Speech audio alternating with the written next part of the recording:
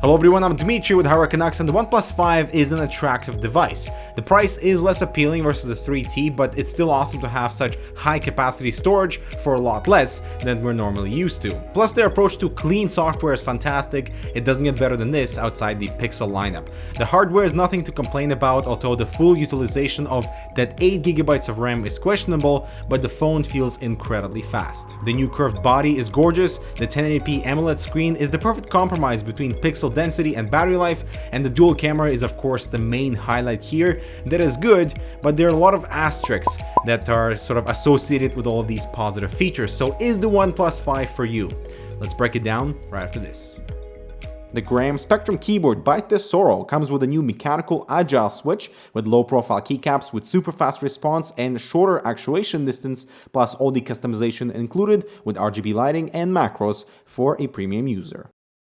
Now, a few days ago, I ran a Twitter poll to see how you guys use your smartphones the most, and surprisingly, there were very few clicks in the camera department, so let's see how the OnePlus 5 handles all other aspects that people rely on. So let's begin the experience with the body that absolutely requires a skin or a case. I love the original sandstone texture that is grippy and that is needed not only for holding the OP5, but also picking it up, as the smooth curved edges have zero grip, which is why I prefer the body design of the OnePlus 3. But everything else is pretty much identical with clicky power and volume buttons, although they are now much thinner but still have very nice clickiness to them. The fingerprint scanner is incredibly fast with that minor vibration for feedback. The notification light is excellent on the top left corner with color customization available, and the Type-C port is at the bottom that is still a USB 2.0 interface. I wish more Android phones had the alert slider so you can quickly enable silent mode or do not disturb mode and customize them a little bit. So for example, when I'm taking a nap and I want to still receive phone calls from my favorites, FedEx and UPS,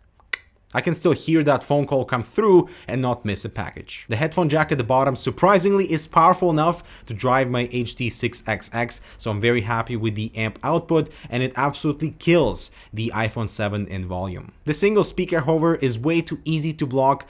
It is very loud, and at max volume it's too harsh, so find yourself a bowl and the OP5 turns into a good speaker.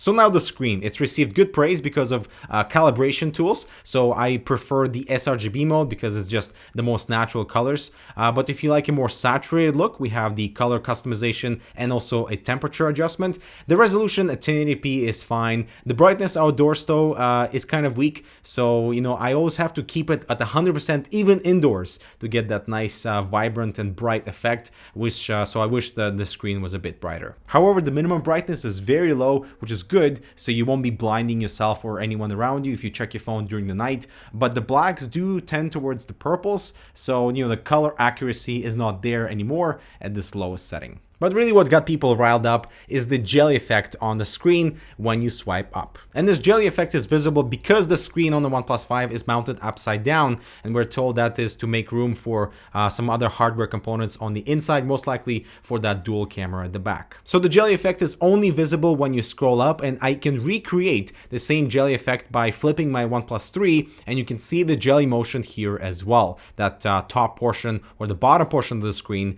has that little bit of stretch. Now I can recreate the same effect with my Galaxy S7 if I flip the screen around. I think that's the nature of the AMOLED screen and how the refresh cycle works, and you know, I can sort of live with the jelly effect on the OnePlus 5. What I cannot live though is the touch screen latency, which on the OnePlus 5 is just terrible. Now when I say terrible, I mean in relation to my experience with the iPhone 7 and the Galaxy S7 that have very little if any touch latency, so everything on the screen when you interact with it feels like it's one-to-one. On the OnePlus 5 on the other hand, that that's not the case. So it is very noticeable when I'm swiping and I tap the screen for it to stop. There's a delay between my tap and when the screen actually stops. At least it feels to me that way. Also, when I'm typing with both thumbs, it feels like the text is trying to catch up to me. So there's that visual delay, which is very annoying. Or when I'm holding long pressing the delete button, it always deletes more versus when I lift off the thumb off the delete button. It's just so annoying because it creates this weird contrast, as this phone being praised one of the fastest smartphones on the market right now, but it has that weird sluggish feeling on the touchscreen latency situation, so it's not ideal. And so that is my biggest complaint with the OnePlus 5. All right, so now let's talk about the camera. The selfie mode is wider than my iPhone and it handles backlight better, but the S7, despite its softer look, is still my favorite. With direct light, the iPhone has the most detail, but I still prefer the Galaxy selfie. So the OnePlus 5 is in that middle with good field of view, exposure is fine, and white balance most of the time is okay. So now the dual lens situation at the front is well implemented, although it needs to be clarified that it's not an optical 2x zoom, it's actually 1.6x optical zoom, and the rest is handled digitally in the software. And so despite the high resolution, the fine detail is kind of missing and it looks too processed and really kind of falls apart in dark setting. As with any smartphone camera, you want to have the best lighting possible, but I think they hyped up the camera resolution and detail so much, like it's literally written on the side of the box, that I was kind of disappointed to not see the detail that I was expecting. The portrait mode is kind of cool and edge detection is passable. You can even do self-portraits, which are really cool with this nice background compression. It doesn't work all the time, and honestly, I would have taken a wider field of view for that second lens, like on the G6 versus the extra zoom. And that is because just like on the iPhone 7 Plus, the second lens is only engaged when there's enough light. So actually most of the time, even with like good lighting in my studio, I would cover up the zoom lens and take a shot or actually see what the camera is looking at, and it would still be using the main lens with a 2x magnification and not the zoom lens. So that's kind of unfortunate. I'd rather do that on a primary lens, but have like a really nice wide angle like on the G6 to capture a lot of the environment and stuff. And I think that would have been a much better direction for OnePlus to take. Some other important features to note include a reading mode. So it turns everything into grayscale with nice warm paper look. I read books on Kindle, so this is very relevant to me.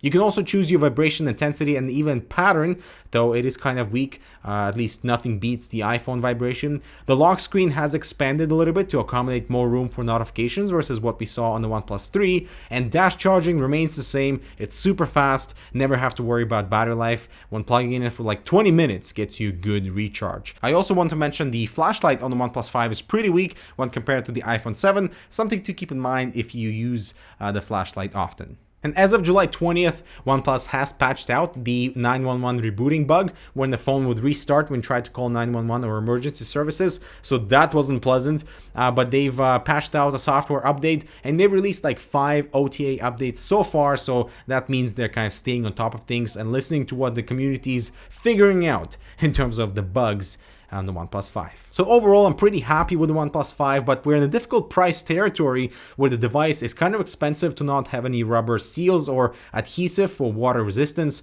4K video is actually worse versus the OnePlus 3 because for some reason there is no image stabilization on the OnePlus 5 at 4K. And from a value perspective, the OnePlus 3T sounds like a better deal because even if you're after that 2x zoom, in most situations, like I mentioned earlier, you'll still be utilizing that main camera for that 2x magnification unless you have the ideal ton of light in your scene for that second lens to engage. And so to the most part, the OnePlus 5 checks off many of those priority elements that people want to see, but I wish that the touch latency was reduced alongside have some water resistance rating so that its feature set could be closer to all those flagships that are a lot more expensive while still maintaining that price advantage and that price distance. And so that's all I have to say about the OnePlus 5. What do you guys think? Are you picking one up? Yes or no? Let me know in the comments below and why. Don't forget to subscribe for more similar content if you guys enjoy this review, and we'll see you in the next video.